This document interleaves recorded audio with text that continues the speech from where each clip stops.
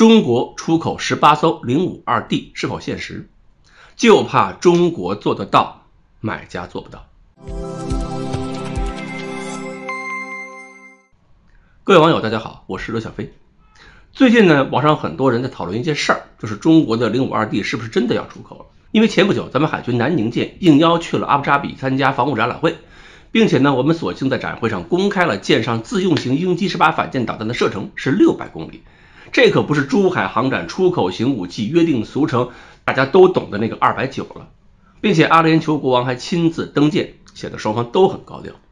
然后呢，就有阿尔及利亚的人在社交媒体上说，阿尔及利亚马上要买6艘052D，先接收3艘，然后在阿尔及利亚的造船厂再组装建造另外3艘。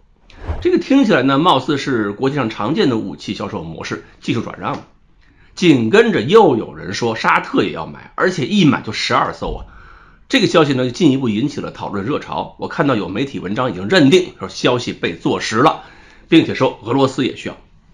当然，如果052D 真的出口了，那确实是大事儿。我们以前出口的舰艇都是护卫舰级别的，可以给客户增加一些海上防御能力，但是那些护卫舰的吨位、火力、作战半径是不足以改变一个地区海上力量格局的。但052D 不一样，052D 是能够给舰队提供区域防空能力和远程对地对海打击能力的。如果在红海、阿拉伯海、地中海等海域部署，它与陆基航空兵互相依托、互相配合，可以凭借鹰击18E、鹰击21E还有红旗 9BE 形成一个数百公里半径的攻防纵深，足以成为当地重要的海上主导性力量。所以这个消息传出来，美国国防部长奥斯汀也做出反应了，马上表示会继续关注这件事儿。他说，任何国家向沙特阿拉伯出售军事装备都必须严格遵守国际法和联合国安理会的制裁措施，美国将在必要时采取行动来保护美国的国家安全和利益。那么如果仅仅是几个国外社交媒体上的人说这些事儿，说是要买052D 了，那可信度还差点。而美国五角大楼突然表示紧张了，就显得这个事儿颇有些真实性了，是不是美国情报系统真闻到什么味儿了？不过要说这就是实锤消息，恐怕也没有几个人真敢打保票，尤其是18艘，这个数量有点吓人了。全球海军里边，除了美国、中国，还有几个能玩得起这么大规模舰队的？日本的宙斯盾舰一共才8艘，英国那几艘4、5型还日常轮流休病假呢。难道沙特要一下子买12艘，成为全球第3大海上力量吗？我想沙特似乎没有那么大需求。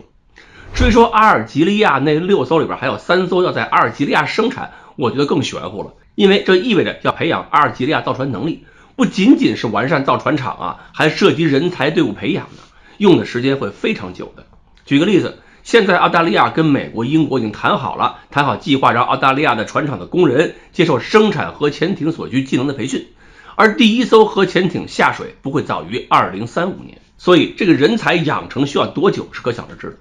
阿尔及利亚以前向中国购买过护卫舰、巡逻舰，自己造船的底子呢却比较薄。那么我们要培养阿尔及利亚能够造船，能够造出052D 这样的高档作战舰艇，又需要多久呢？所以不排除我们将来有可能会出售052D，也不排除阿尔及利亚会成为我们的客户。但是转移技术生产这种事儿，估计可能只是媒体的幻想。而且对中国和潜在客户最有利的方式是中国海军分批用更新的舰艇替代早期的052D， 把替换下的052D 改装之后卖出去。一方面客户可以用比买新船更低的价格快速得到需要的舰艇，另一方面呢，中国能够回笼的资金可不少，出口舰艇价格可能比自己新造一艘船的成本还要高呢。而中国海军又可以避免现在美国海军的困境，不至于因为大量舰艇同时进入淘汰舍不得、更新来不及的状况。反正我们不担心更多的国家拥有比现在更强大的海军，毕竟是美国想拥有全球性海上霸权，美国最不希望海上到处都是摁不下的葫芦和浮起来的瓢。